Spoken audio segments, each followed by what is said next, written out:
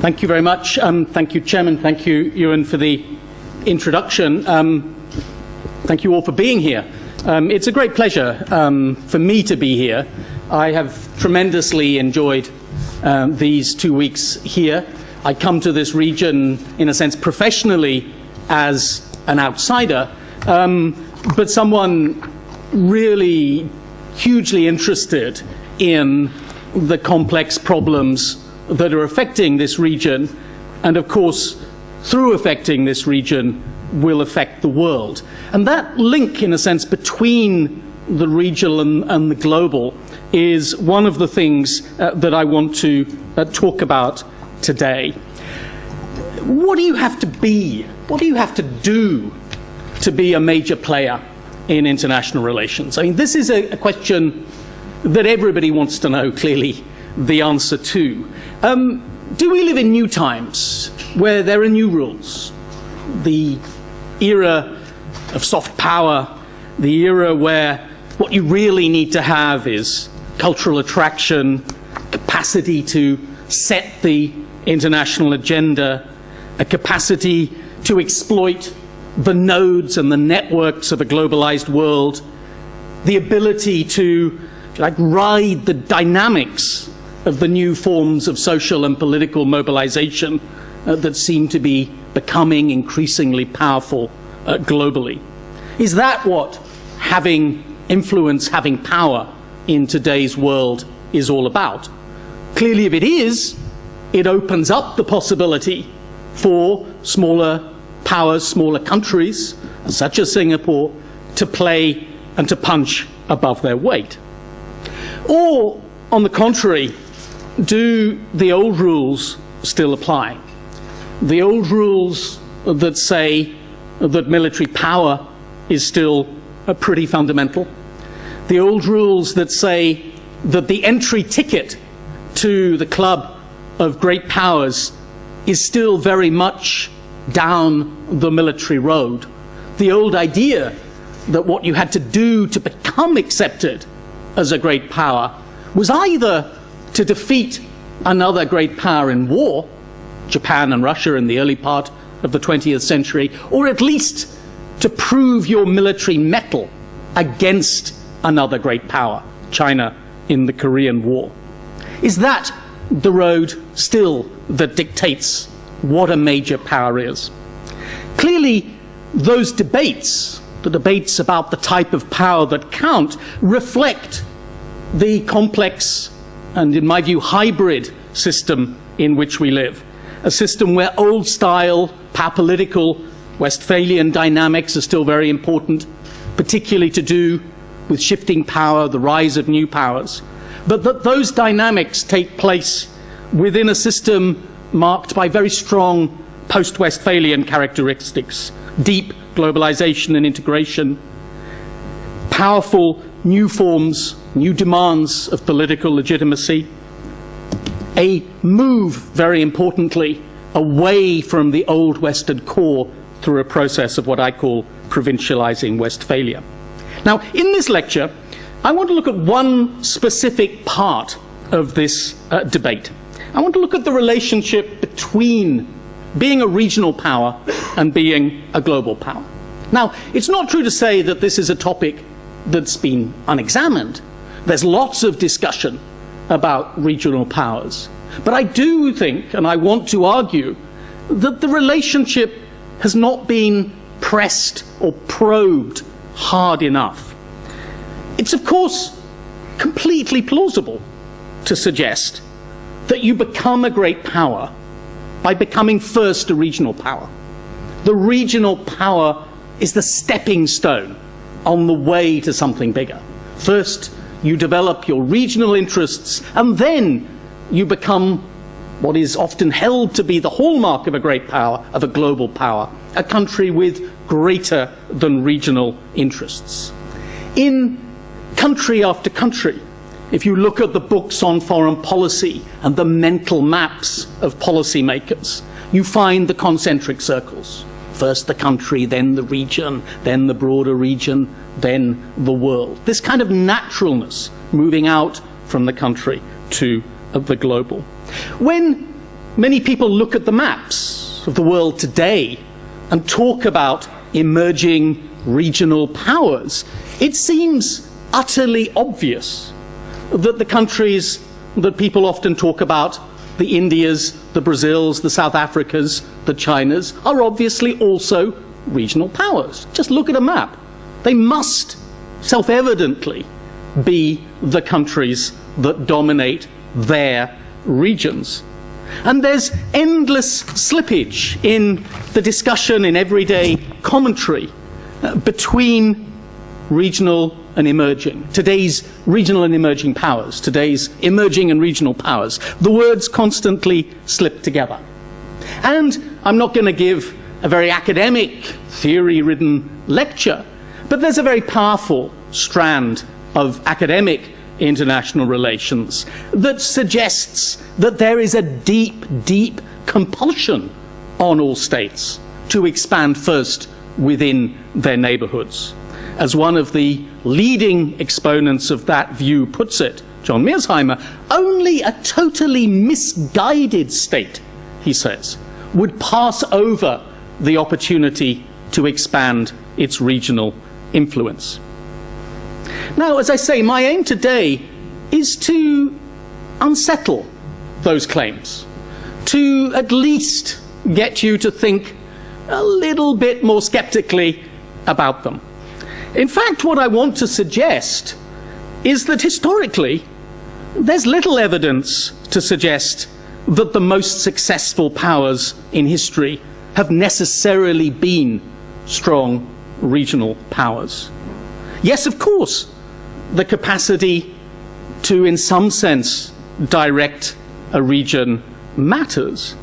But I want to argue that avoiding regional entanglements, avoiding becoming too involved in the problems of a particular region, is also an absolutely fundamental part of being a major power in the system.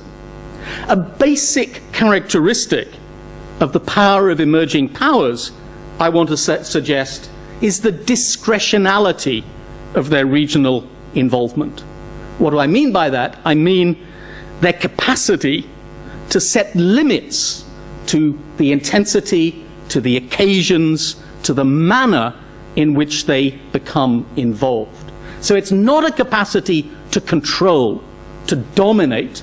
It's not a capacity to become involved in some sense. It's a capacity to set the limits, to control, to be able to engage, but be able also to withdraw.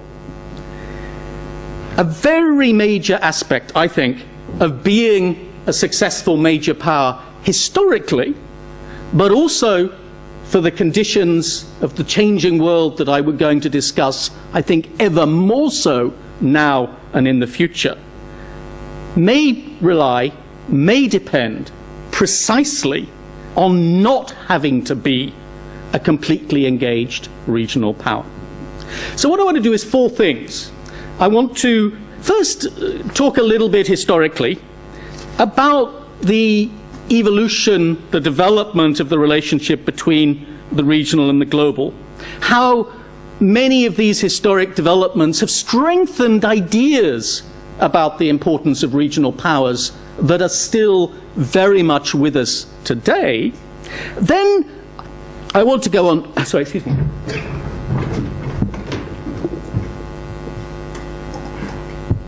Then I want to go on and say something about why the picture is not so simple. Then thirdly, to talk a little bit about the factors that pull, enmesh, press states to become involved in their regions. Some of them are old-style factors, the pushing and pulling of the geopolitical system. Some are very much new-style factors to do with the relationship between regions and economic globalization. And then finally, I want to say something about the ways in which this question of regional powers and their dynamics may be stabilized. One mode of stabilization is via institutions. The second mode of stabilization is via the stability of a more power-based order. And it's that question that, of course, leads me back into this region, and it's at that point that I will draw my conclusions and wrap up. So first of all, some words about history. Well, for pretty self-evident reasons, the region preceded the globe. From the development of the earliest political communities, the limits of communication, the limits of technology affected the limits of trade and the limits of warfighting capacity. There were regions, obviously, before there was a global system. But the dominant story of modern international relations, one which gathered pace particularly in the period from the middle of the 19th century, was the progressive strengthening, the progressive emergence of a very powerful global system with very powerful global logics. Firstly, obviously, the emergence of capitalism as a single, dynamic, restless, unstable form of economic organization, captured so well and so powerfully by Marx and in his writings, nowhere more so than in the Manifesto. Secondly, the emergence, as the British geographer, geopolitician Halford Mackinder put it in 1904, of the entire planet as, in his words, a single stage on which the major powers played out their geopolitical competition for power and influence. Unprecedented. A single global stage where what happens in one place has an impact geopolitically on what happens in another. And thirdly, the expansion through the process of European empire and colonization, and then through the processes of decolonization, of a single political system made up of the world that we all take completely for granted. The world of states, of international law, of international institutions. But for the first time in human history, representing a single global political system. More importantly, was the manner by which the regional and the global came together. This wasn't preordained. It was possible to imagine a coming together of different regional systems on more or less equal terms, each bringing with them their own cultural, political, social, religious particularities. In this part of the world, Charles Alexandrovich traces, one of the great historians of international law, traces in the first 150 years of European interaction in the Asian region, the emergence of something not totally unlike that. An international law, a set of legal understandings emerging between countries where power was not yet so radically imbalanced. But of course that isn't what happened. What happened instead was a Western-dominated order, the great divergence, as it's called economically, the power of a universalizing view of rationality and modernity, fueled, driven by this combination of economic competition on the one hand, a single integrating economy on the one hand, and such powerful geopolitical rivalries on the other. And both for Marx and Weber, it was that competition that was so fundamental to the rise of the West. Inherent in that European view of modernity was the global, was the universal, a natural tendency to think in global and universal terms. And certainly the two great inheritors of that Enlightenment modernity in the 20th century, the United States on the one hand and the Soviet Union on the other, drew powerfully from that idea that their ideologies were necessarily global in scope and not regional. Arnie Westard's book on the global Cold War, yes, of course, he lays emphasis on geopolitical competition. Yes, of course, he lays emphasis on military competition. But he argues that that contest between two universalizing modernities, universalizing ideologies, was central to what the Cold War was about. Nevertheless, within this historical emergence, regions and regional powers came to occupy, came to assume an important role. European empires, Western empires, as they developed, in many cases took on a regional dimension, the contiguous expansion across continents on the part of the United States and Russia, the role and the growth of the French Empire with a strong regional focus in West and North Africa. In the competition of the imperial age, of the pre-Second World War age, the idea, enormously powerfully felt, particularly in Imperial Germany and in Imperial Japan, that the only way to deal with the transformation in the scale of power that it follows from the Industrial Revolution is to dominate and to integrate your region.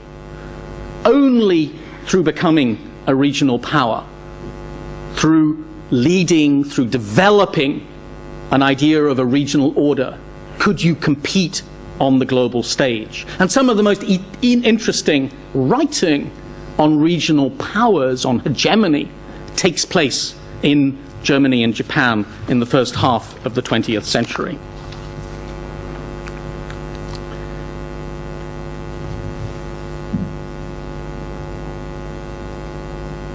It's also in the period, particularly as we move from the 19th into the 20th century, that our mental maps of the world, that our ideas of what regions are, take place, grow up, develop, become consolidated, become imprinted in maps, in encyclopedia, in the way that governments function. After all, there is nothing obvious about regions as regions. You can draw maps in many different sorts of ways, but the map drawing, the mental maps of what regions were, took place, particularly it followed through the expansion of Western power. The ideas of the Middle East, the Far East, along with ideas of the global, world wars, globalization, all of these mental ideas, again, that we take very much for granted, are products of the 20th century. This matters because when we talk about regional powers being regional powers, we sometimes assume that it's obvious where they're going to be a regional power or what the region is. But it isn't. What the region is contested. Part of being a regional power is to persuade other people that there is a region and that you're the natural leader of it. Or in other cases, you may have many choices. We talk about China as a regional power, but what do we mean? Do we mean a regional power here? Do we mean a regional power in South Asia? Do we mean a regional power in Central Asia? None of these things is preordained, is pre-given. Regional powers, as the system grew up, came also, let me move on here, to some of the ideas about order and ordering. In the classical world, both of the imperial age, but also of the superpower age, we get and find very powerful ideas that having regional powers, having them develop spheres of influence over their regions, it's not just a natural thing, but it's a good thing. They provide order within their region by agreeing amongst themselves what their spheres of influence are. They provide a means of stabilizing relations one with another. We think of this classically as being about the old European major power competition, Berlin congresses, Britain and Russia carving up Iran in the early years of the 20th century. But it lasts, of course, into the age of multilateralism. The Monroe Doctrine is there in the League of Nations. In the form of the United Nations, Churchill had a very clear idea of a regional world. Roosevelt had a slightly less dogmatic, but still a powerful idea that world order was going to be provided by world policemen who would naturally dominate particular parts of the world. Insofar as there was order in the Cold War period, many people claimed that it derived, at least in part, from the superpowers agreeing on regional spheres of influence, the US in the Americas, the Soviet Union in Eastern Europe, and when their relations were bad, it was argued that they were bad partly because they couldn't agree on drawing lines of influence. What and whose sphere of influence did Africa in the mid-1970s as social revolution unfolded? To whom did it, if you like, belong? Again, we think of that as very old-fashioned, belonging to the old world. Surely it's not part of our world. Yet even in the 1990s, when United Nations multilateralism is marching on, discussions, say, about Haiti and external involvement in Haiti, beneath the surface, and not so far beneath the surface, is this idea, well, Haiti is very much in America's backyard. If we, Moscow, support them there, then we will be able to perhaps persuade the United States to support us in, say, Chechnya or in our backyard. The debates on Russia and Europe today very much have brought back this notion, not just that Russia is a power that claims in very, very old-fashioned terms that its road to being a major power is by recreating, reconsolidating its control over the region, but that conflict with Russia, with Putin's Russia, will be minimized if Europe in some form negotiates the limits to its attempt to expand influence eastwards, the conflict that is currently going on over influence for Ukraine. So an old idea, an old reality, but one that has not completely gone away. Within the alliance systems, sort of spheres of influence between the great powers, but within the alliance systems, regional powers had, and I would argue still potentially have, a particular role. Importantly now, since we think a lot about American decline, declinism is back in favor, the United States, many people feel, many people inside the United States, many people outside the United States, may have to retrench, may have to rethink the range of its commitments. Very much a theme of the late 1960s, early 1970s. How did the United States respond? Well, one of the ways that the United States responded was by saying, can't we perhaps find, identify, support, encourage friends, allies, big regional powers, regional influentials, as they were described in the language of the day, to whom we can devolve some of the responsibility for upholding world order? Iran, Brazil, South Africa, Indonesia. That idea that you respond to declining power by devolving, by finding regional powers who can help protect your interests in regions. And again, an old-fashioned idea, classically associated with the Nixon Doctrine, with the Cold War, but echoing perhaps still today in the language of strategic dialogues and strategic partnerships with the BRIC countries, with emerging countries. The notion that these countries will help us protect, take forward our strategic interests in particular parts of the world. And then, thirdly, regional within multilateral institutions. Again, as I mentioned, it's wrong, misleading to see the emergence of multilateral institutions pushing completely to one side the old-style logics of big power politics. The United Nations has this Janus-faced quality. On the one hand, it seems for many people to usher in a different kind of world, a world of institutions and cooperation, a world beyond power politics.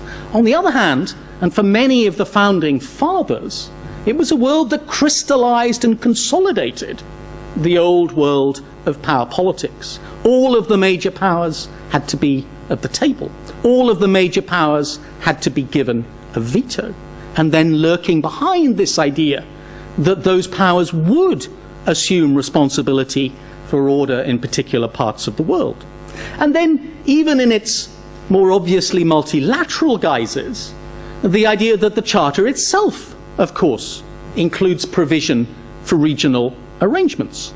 The idea that there should be a symbiotic relationship between the universal general principles upheld by the Council, but with regional organizations playing a supporting and a subsidiary role within particular regions. And of course that sounds, again, multilateral, institutional. But what happens when those regional organizations exist within regions where power is very imbalanced? Then surely de facto what you're doing, in the case of, say, the Organization of American States, or the case of the CIS and its successor institutions following the breakup of the Soviet Union, aren't you actually, in multilateral guise, helping to entrench the regional power, in this case of America on the one hand, of the United States on the one hand, and Russia on the other? ECOWAS in West Africa, by supporting, by encouraging, by legitimizing the actions of ECOWAS, what of course you're doing is to providing a multilateral legitimation for the actions of Nigeria as the dominant state within its region. So that dimension of the regional power and the multilateral. Another dimension of the regional power and the multilateral has to do this time not with a capacity to act, but with a capacity to represent. Representativeness. Vexed and tremendously difficult question on which there is no basis even for agreeing the terms of the discussion. One of the many reasons why reform of the Security Council has not gone very far.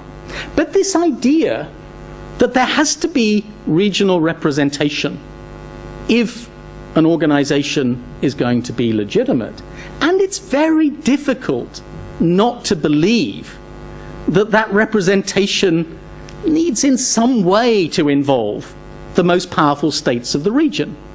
I mean, how could it be that you could give regional representation to some tiny country in a region? Surely you want the big regional players involved. And of course, it's that idea that has been important in many of the strategies of emerging regional powers. Brazil has become involved in Haiti, not because it cares very much about Haiti, but because it wants to establish its credentials as a multilateral and regional player in its bid for membership of the Security Council. South Africa, I would argue, is another country. When we look and think about the sort of the BRIC world, the emerging power world, South Africa is really down there on the list of, the lists of resources and characteristics, but it's very much there because we've got to have someone from Africa. We've got to have African representation. And of course, South Africa, in its post-apartheid foreign policy, has used the region, used NEPAD, used economic reform, economic development, but also used the really dramatic expansion of its military involvement in Africa as part of its claim to say, we are the regional stabilizing player on the African continent. So for all those reasons, taken rather a long time to describe them, regional powers have played, both classically, but I want to insist in ways that still are of relevance, potentially, very important roles in our understandings of what global order is about. Now I want to say a little bit about why that picture is not so clear-cut. After all, what I've said seems to suggest, yes, regional power, global power. Well, maybe not. Let me just take a few cases and just throw out some of the things that might follow from them. Two, I think by any standards, very successful powers in history. And I start, not because I come from there, but historically, with Great Britain.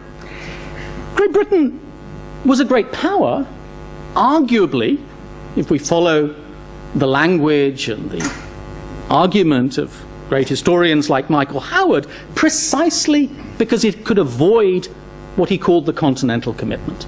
It could avoid becoming too entangled in the conflicts of continental Europe, and it could instead concentrate on the globe, on empire, on expansion, and again it's important to recognize that not all great powers conceive of their visions of the world in regional terms. Many do. Russia, India, China, but not all. Britain certainly didn't. You still see it today. Britain's conception of its place in the world is still resolutely anti-European for most people. Its conception through the years of empire was precisely of the greater Britain, the greater nation, the trans-regional political and national community. When it became entrapped in Europe, its power declined. When it became permanently entrapped in Europe, its power globally ended. The United States, well, you say, the United States is obvious. It's a regional power. It dominates the Western Hemisphere. But that picture is actually much more complicated. People say, oh, Monroe, 1823, United States claiming control of the Western Hemisphere. Well, that didn't mean anything for at least a century. And even after that, the actual capacity of the United States to control the Western Hemisphere outside the Caribbean and the northern region was actually rather limited. Monroe had a lot to do with American domestic politics rather with claims to international power political projection. But even as it did expand, even as it became more involved, engaged, enmeshed in southern Latin America, whether for economic imperialism, whether as Roosevelt in the Roosevelt Corollary, this is Theodore Roosevelt, said in order to, literally be the policeman and beat the big stick, the crucial point, and my crucial point, is that it could set the terms to its involvement. It could enter, it could seek to control, but it could withdraw at almost zero cost. Yes, sometimes a little bit of loss of face, sometimes it hadn't been successful, but in the big scheme of things, that didn't really matter. It could control the intensity, the timing, and the nature of its interventions south of the Rio Grande. During the Cold War, it could take Canada utterly for granted, and it could completely ignore Mexico. Now, historically, this is an astonishingly special thing for a big power to have that kind of neighborhood that is not a problem. And it's, I think, a massively neglected facet of understanding American power in the world. And again, it's one that hasn't gone away. In the post-Cold War world, the United States, well, 1990s not. There's a lot of institution building, and there's free trade area discussions, and there are Miami summits. But after that, certainly by the mid-late 1990s, the United States has really given up, is really disinterested in the region. It can let Chavez pretty much do what he wants. It can let Brazil pretend to be a regional power, do what it wants, and it's not bothered. And I think that, I would argue, is a pretty important thing. Compare with a third case, the Soviet Union. Soviet Union, move out of the Second World War, we find really, really powerful examples of the old world. Yalta, percentages agreements, spheres of influence. That is what Yalta is about. Dividing lines on a map. This is mine, this is yours. Stalin was utterly convinced that unless he controlled this area of Central and Eastern Europe, Soviet power would not be protected defensively, and it would not have a base by which to expand its influence internationally. And yet, many reasons for the fall of the Soviet Union, but one very, very powerful one was the failure to control the region. It was the loss of legitimacy, not just of power in a crude sense, but the loss of legitimacy of the Soviet project throughout Eastern Europe. The collapse of control, the loss of legitimacy that was crucial to the end of that historic imperial project. So, two cases, successful cases and a failed case, making one think, at least, that there is a question to be discussed. Let me now look and turn, thirdly, in the third part of what I want to say, to the forces that push us. And for many of my colleagues in international relations at the sort of power political end of the spectrum, there seems to be a puzzle. Because we look at the map and we see these big areas, and yet they don't seem to be dominating their regions in the way that at least these people expect. One of the sort of slightly odd members of this sort of fraternity says, I can't understand why Brazil, India, Nigeria don't gobble up their neighbors. Now, maybe that question tells you more about him than about the world, but still there's something there. Now, what is it? Why is it that maybe regional powers aren't quite the regional powers that we imagine them to be? So let's think a little bit about the reasons why the region might be important to a modern regional power. Some have to do with economics, not with geopolitics. And there are a whole range of things. I don't have time to go through all of them now. But, for example, in some cases, you have a view of the region as a platform for economic integration. We'll integrate and we'll liberalize first on the region, and that will provide a basis for us to integrate globally. So we want to be global, but we need to be regional first. Therefore, the region matters. Or, as in this region, there may be very intense networks of economic regionalization, of global production chains, which have a very strong regionalist character that make the region very important. So that form of economic link between the region and the global might make the region important. Enmeshment. This is critical. In all areas of global politics, well, maybe not quite all, that's too strong, but in many, many areas of global politics, integration, interdependence has expanded, and certainly within regions, and often on the back of successful economic regionalization. And what that means is that countries that even 15, 20 years ago had a choice, how involved do we really want to be in our regions, no longer have a choice.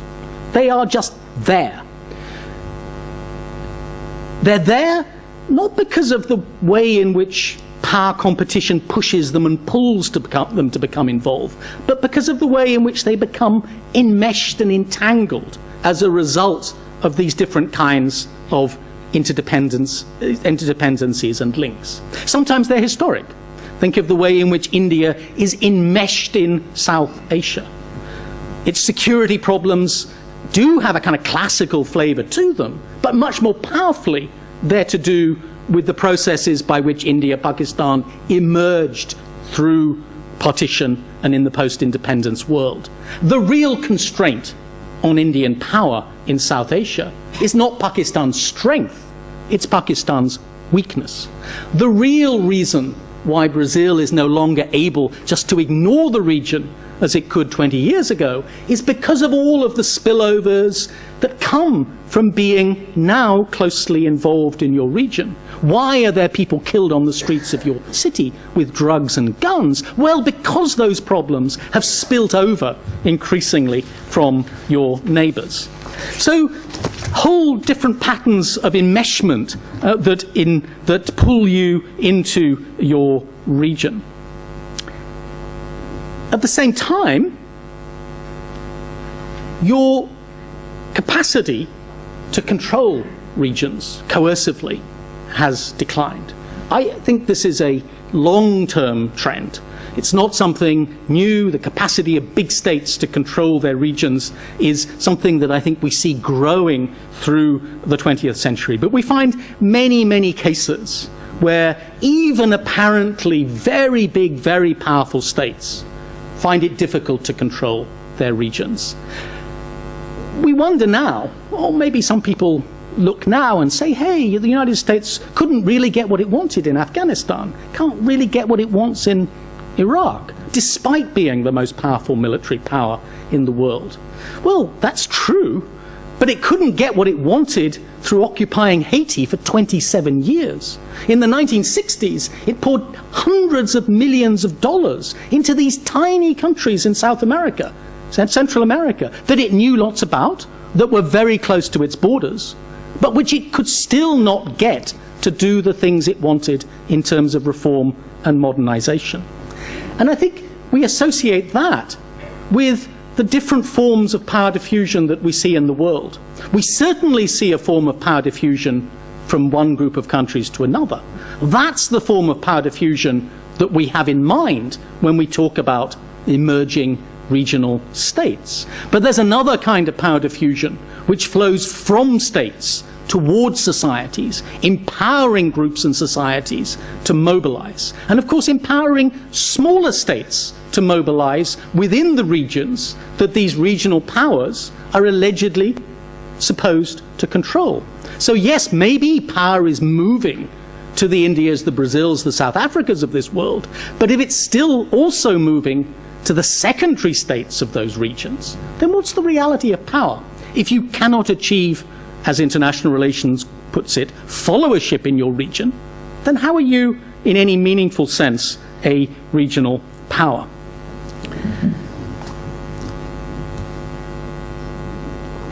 So there are pull factors that pull you into regions, but there are big constraints about what you can do in regions. The hardest cases are those, the most politically charged cases, are those which are really not just to do with this kind of entanglement, this kind of being drawn into the region. They're really, I think, to do where the global and the regional intersect, where global political dynamics are at work, complicating, making regional politics, making regional big power politics apparently much more important. This is very centrally clear in the Russian case, as I mentioned, where Russia clearly sees regional control as central, where it clearly sees Western incursions as deliberately threatening its regional interests. In the Middle East, who a regional power is and where regional power moves is critically a function of what outside powers are doing. The United States most obviously and related to Israel's military primacy in the region, but also following on from other moves. What happens if the United States moves towards Iran become more of a rapprochement? And of course, in this region, in Asia, where the regional and global come together in such important and very difficult ways. Lastly, let me now move to my concluding section. Are there ways of stabilizing the problem? Are there ways in which the problems of regional powers, the stability of regional powers and their relations, both with the globe and also within the region, may be more or less problematic? Well, there are two sort of roads, two dimensions to this. The first is the one that many liberals, of course, instinctively want to think about, they want to promote, which is the institutional one. Because here the logic seems pretty compelling. The biggest problem of political power, of being a power, is legitimizing that power, persuading other people to accept that you're a big power. And one of the ways in which you do that in all forms of politics is to build institutions.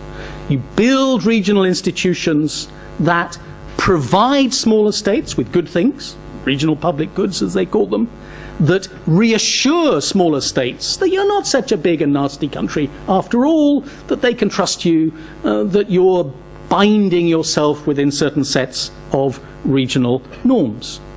Yes, the smaller state might have to accept many of the rules that the big state gives it, but at least they will achieve a degree of voice, a degree of predictability in their relations. This is the essential bargain that went on when Mexico signed NAFTA with the United States, or Mexico and Canada signed NAFTA with the United States. The most successful alleged example of this is, of course, Germany within Europe. The problem here, of course, is that through most of the period of German recovery, through most of the post-war period, in a certain sense, the success was overdetermined. It's very important still, in Europe's name, as the books have it, this is how Germany conceived the road to the return first of its sovereignty and then of a more influential place within the region, always acting within Europe. But it's now, of course, that we're seeing the really difficult challenges to that, the most elaborate regional to control, to manage unequal power. It is very good for Europe that, at least in my opinion, that Germany has recommitted, that Angela Merkel recommitted Germany to a process of integration in dealing with the crisis. The problem, of course, is that the terms of the settlement that Germany wants to impose in dealing with the crisis is one that potentially exacerbates the legitimacy and the solidarity deficits that Europe is faced, perhaps particularly if Germany is successful in pressing for more and deeper integration. In other places, this institutionalist option, there are elements of it, but it's very tricky, because big states, perhaps by their definition, don't like tying their hands in institutions. Many of the regional emerging powers of today like institutions when they act globally, particularly because they might tie down the United States in a kind of multilateral setting, but they're very hesitant, they're much more hesitant to tie themselves down within their own regions. So the institutional route is very important. It holds out tremendous promise. It is, if you're a logical, rational person, the way you should go in thinking about regional power, both from the side of the dominant state and from the side of the weaker state. Even if you have scruples about sovereignty and you have scruples about tying down and losing your autonomy, there's still an overwhelming power political rationality to it. But it's hard to achieve. So what finally about power political ordering that takes place in regions with weak institutionalization? And it's that, of course, that brings me back to this region, and where again, as I said at the outset, I speak very much as the outsider and the non-professional. Of course, there are elements of the institutional, particularly here, not just in ASEAN, but in the attempt of ASEAN to use, to press, to foster norms of regional interaction that will perhaps, that have maybe taken some of the hard edge off great power politics, but it's tricky. I still think more than we customarily do when we talk about this region, we want to separate out the regional and the global, although they are obviously closely connected. If we think about the global, first of all, there are very, very powerful things that pull the countries of this region towards the global, that pull China perhaps above all towards the global.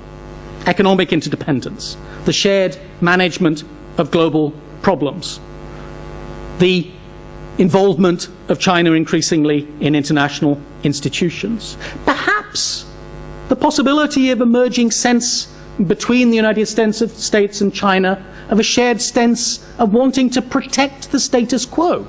After all, both of them have different sorts of interests in the status quo, faced not so much by states wanting to challenge it, but faced by social upheaval and social instability.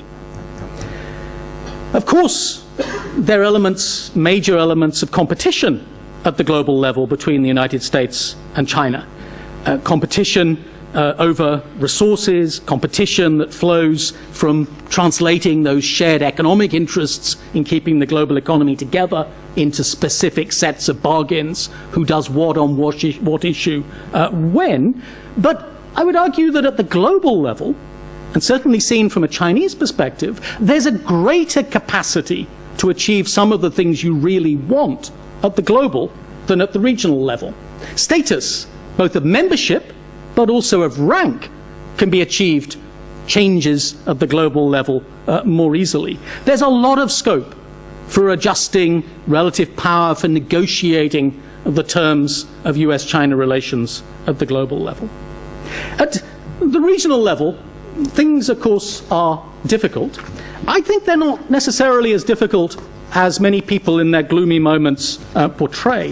There, after all, is a certain sense of stability that has to do with the continued primacy of United States power within the region, with the recalcitrance of regional states to actions by China that would threaten that position, and the extent to which actions by China reinforce the logic of America's role in the region. At the same time, of course, there are forces at work that threaten instability. It's very hard, at least for me, to imagine a situation where we would go back to the old style carving up of the world, where the United States would simply cede influence over Asia to China, to carve up in that sense. If it happened, I think it would happen much more as the result of a breakdown, a really serious breakdown of US-China relations, and as a way of trying to resolve or at least mitigate the dangers of that breakdown, rather than through any drive to regional assertion itself. But there are factors for instability. There's the question of how the power political side of alliance politics meets the increased, perhaps inevitably increased, economic side of regionalization and of Chinese influence. There is the deepening of regionalization processes more generally in this region, as I described in other regions as well. There's almost certainly a set of demands coming from United States domestic society saying that its burdens need to be renegotiated externally, including, despite pivots and all that, to this region. So we will see a situation where the terms of the geopolitical bargain have to be renegotiated within certain sorts of limits. It's very difficult to do that, particularly, as I said, in situations where institutionalization is very weak. Academics should never claim, I think, that their ideas and their arguments are ever likely to have an enormous impact in the real world. But in thinking about the good and the bad, the possibilities of being gloomier or less gloomy about what might happen, I would hope, at least hope, that a recognition that you don't have to be a regional power to be a global power, that more important than being able to dominate your region is being able to set limits to your involvement in that region, that the costs of trying to control your region have historically been shown to be very high, that all of those factors would help lead us to a situation in which a conflict around the region that has global repercussions might be, the chances of that might at least be potentially mitigated. Thank you very much. Andy, thank you.